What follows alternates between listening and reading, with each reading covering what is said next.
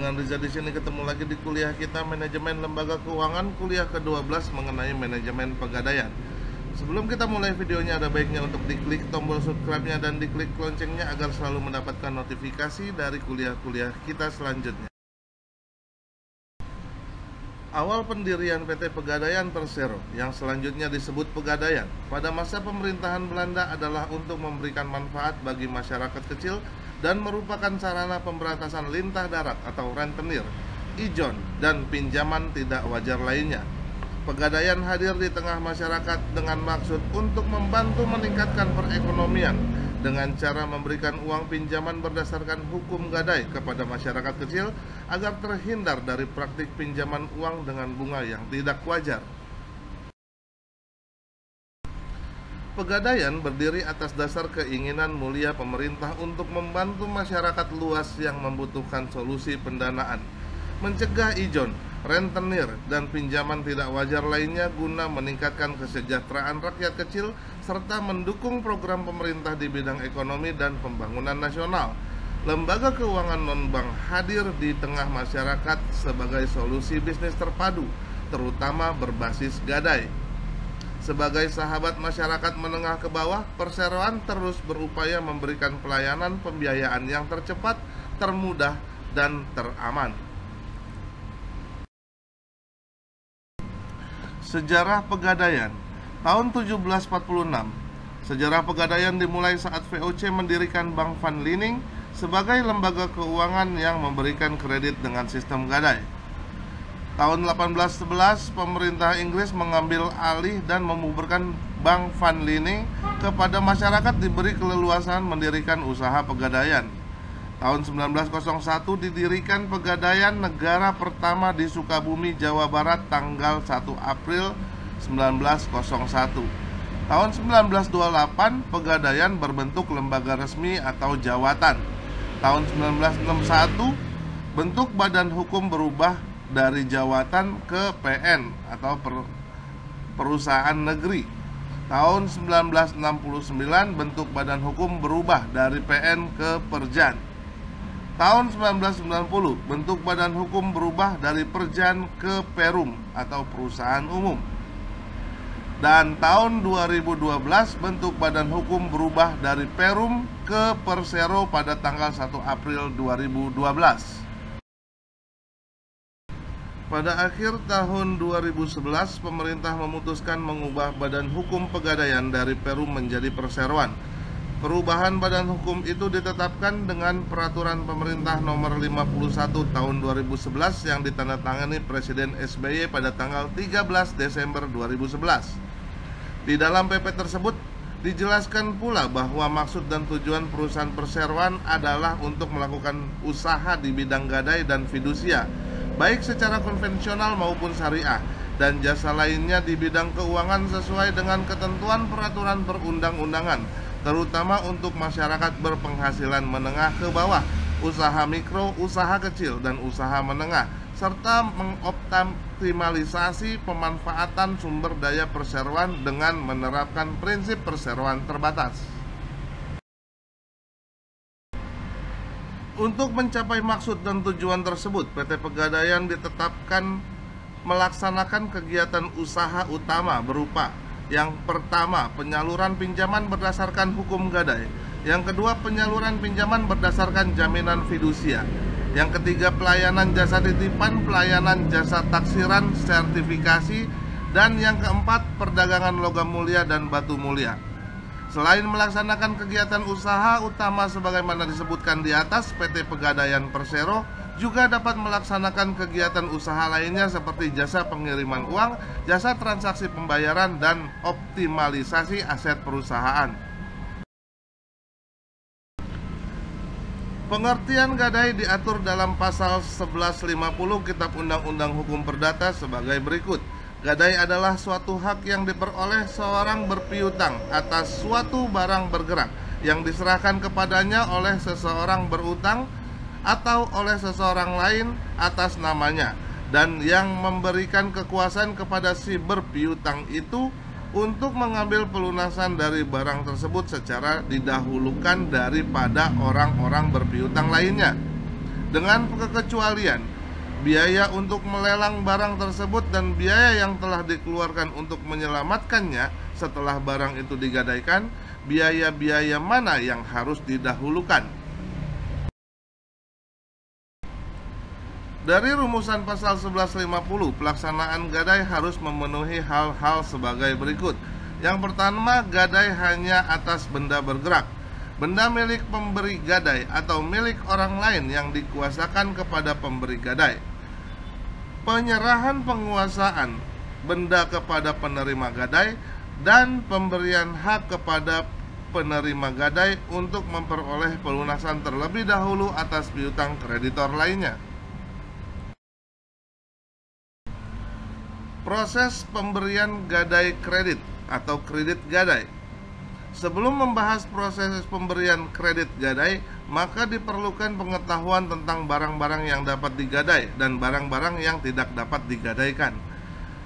Barang-barang yang dapat diterima sebagai barang jaminan adalah semua barang bergerak, antara lain perhiasan, kendaraan seperti mobil, motor, dan sepeda, barang rumah tangga seperti perabotan rumah tangga, gerabah, dan peralatan elektronik, mesin traktor, pompa air, generator, dan gergaji mesin, tekstil seperti bahan pakaian, sarung, spray, dan permadani, serta barang lainnya yang memiliki nilai ekonomis yang akan diatur berdasarkan peraturan pergadaian. Sedangkan barang yang tidak dapat diterima di pegadaian adalah sebagai berikut. Barang-barang milik pemerintah seperti senjata api, senjata tajam, pakaian dinas, dan perlengkapan TNI atau Polri, barang konsinyasi, barang-barang yang mudah busuk seperti makanan, minuman, dan obat-obatan, barang-barang yang berbahaya dan mudah terbakar seperti korek api, mercon, mesiu, bensin, dan tabung gas, barang yang dilarang peredarannya seperti narkoba, barang yang tetap harganya dan sukar ditetapkan taksirannya seperti lukisan, barang purbakala, dan barang antik, dan barang lainnya yang seperti halnya pakaian jadi, barang yang pemakaiannya sangat terbatas dan tidak umum, misalnya peralatan kedokteran, peralatan wartel, dan alat perlengkapan pesta, serta binatang atau hewan ternak. Barang tersebut tidak bisa digadaikan. Alur pemberian kredit gadai. Yang pertama, penyerahan salinan identitas dan agunan. Maksudnya adalah nasabah datang ke loket pegadaian dengan menyerahkan salinan identitas, KTP, SIM atau paspor, dan barang jaminan yang akan digadaikan. Yang kedua, penilaian agunan.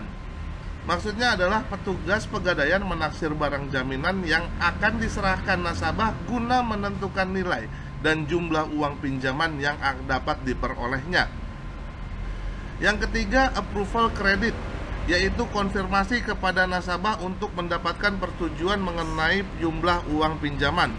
Proses approval oleh internal pegadaian secara berjenjang.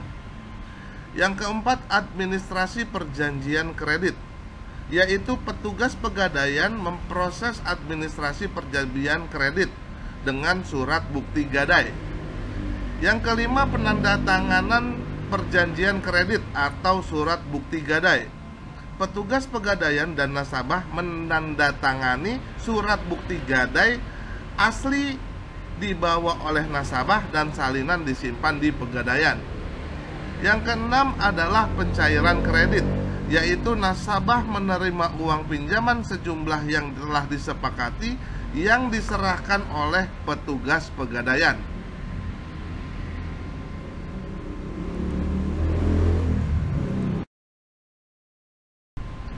Proses pelunasan gadai terbagi atas dua bagian besar, yaitu yang pertama pelunasan gadai atau tebus, yaitu transaksi pembayaran sebesar uang pinjaman ditambah dengan sewa modal oleh nasabah gadai. Pembayaran pelunasan gadai dapat dilakukan di semua kantor pegadaian. Yang kedua adalah perpanjangan gadai, yaitu transaksi pembayaran sebagai uang pinjaman ditambah dengan sewa modal atau sewa modal saja oleh nasabah gadai yang disebabkan salah satu transaksi gadai di bawah seperti ini. Yang pertama ulang gadai, yaitu transaksi perpanjang tenor atau waktu gadai sebesar uang pinjaman yang lama. Yang kedua adalah cicil, yaitu transaksi perpanjangan tenor atau jangka waktu gadai dengan didahului pembayaran sebagian uang pinjaman. Dan yang ketiga minta tambah, yaitu transaksi memperpanjang tenor jangka waktu gadai dengan hanya membayar sewa modal saja. Alur pelunasan gadai dan penyerahan jaminan gadai. Yang pertama adalah penyerahan surat bukti gadai, yaitu nasabah atau yang mewakilkan datang ke loket pegadaian menyerahkan surat bukti gadai dan menunjukkan surat identitas asli atau surat kuasa. Yang kedua, perhitungan kewajiban nasabah, yaitu petugas pegadaian menghitung jumlah kewajiban nasabah berupa jaminan pokok dan sewa modal.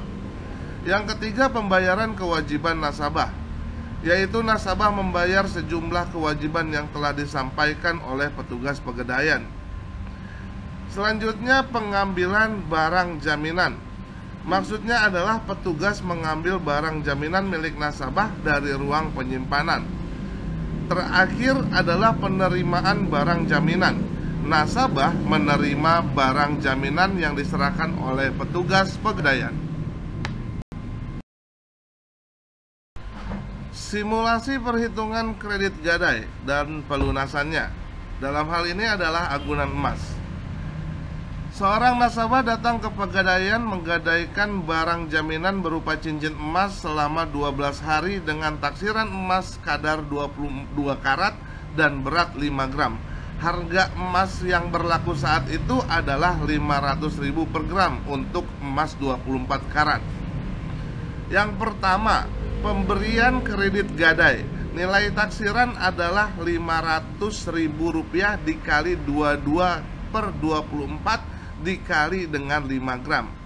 Maka didapat nilai taksiran tersebut adalah 2.291.667. Uang pinjamannya adalah 2.291.667 dikali 92% sama dengan 2.108.334, yaitu pembulatan.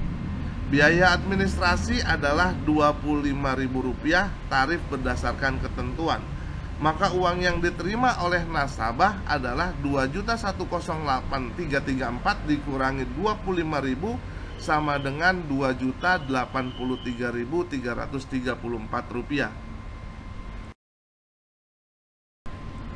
Pelunasan kredit gadai, jangka waktu pinjaman 12 hari dengan pembulatan per 15 hari. Tarif sewa modal adalah 1,15% per 15 hari. Uang pinjaman adalah 2.100.000, maka sewa modalnya adalah 2.100.000 dikali dengan 1,15% sama dengan 24.150. Maka jumlah yang dibayar nasabah adalah 2.124.150, yaitu uang pinjaman ditambah sewa modal. Berikut ini adalah daftar golongan uang pinjaman dan tarif biaya. Dari golongan A, B1 sampai B3, C1 sampai C4, D kantong dan D gudang. Tarifnya masing-masing berbeda-beda tergantung dari uang pinjaman, dan biaya administrasinya sudah tertera di sana. Alur perpanjangan gadai. Transaksi perpanjangan gadai dilakukan oleh nasabah gadai merupakan fasilitas dari pegadaian untuk mencicil, menambah uang pinjaman, dan untuk memperpanjang jangka waktu gadai. Yang pertama adalah penyerahan surat bukti gadai. Maksudnya adalah nasabah yang mewakilkan datang ke loket pegadaian menyerahkan surat bukti gadai. Yang kedua, perhitungan kewajiban nasabah. Maksudnya adalah petugas pegadaian menghitung jumlah kewajiban nasabah berupa cicilan jika ada, sewa modal, biaya, dan administrasi. Yang ketiga, pembayaran kewajiban nasabah, yaitu nasabah membayar sejumlah kewajiban yang telah disampaikan oleh petugas pegadaian. Yang keempat, penerimaan kembali surat bukti gadai. Setelah petugas memproses perpanjangan atau angsuran kredit gadai, nasabah membawa kembali surat gadai atau surat bukti gadai berikut bukti transaksi perpanjangannya.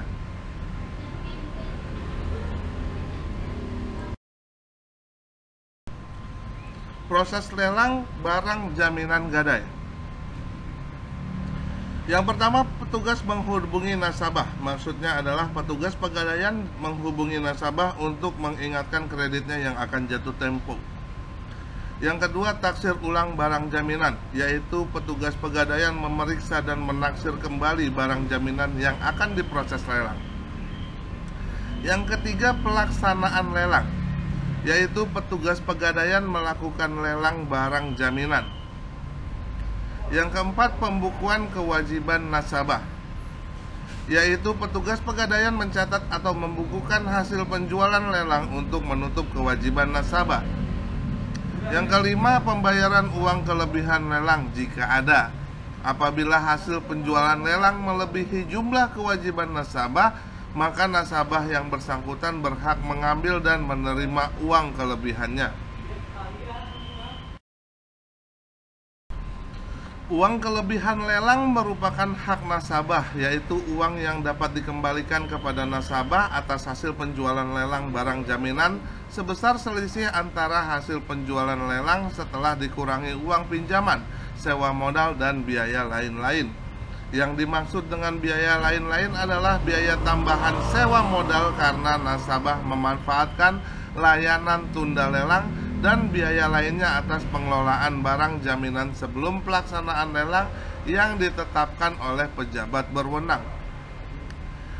Pemberitahuan kepada nasabah adanya uang kelebihan atas penjualan lelang barang jaminan disampaikan melalui papan pengumuman di kantor PT Pegadaian, dan bagi nasabah dengan nilai uang kelebihan yang relatif besar, maka pemberitahuan disampaikan secara langsung kepada nasabah yang bersangkutan melalui surat, SMS, dan telepon.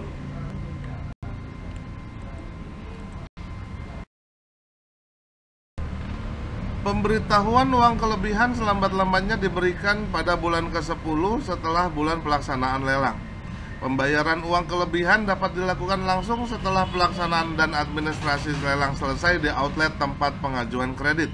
Jangka waktu pengambilan uang kelebihan lelang selama 1 tahun sejak tanggal lelang. Dan jika lewat dari jangka waktu pengambilan uang kelebihan lelang tersebut, nasabah menyatakan setuju untuk menyalurkan uang kelebihan tersebut sebagai dana kepedulian sosial yang pelaksanaannya diserahkan kepada PT Pegadaian Persero. Quotes for today. If you want to make your dream come true, the first thing you have to do is wake up.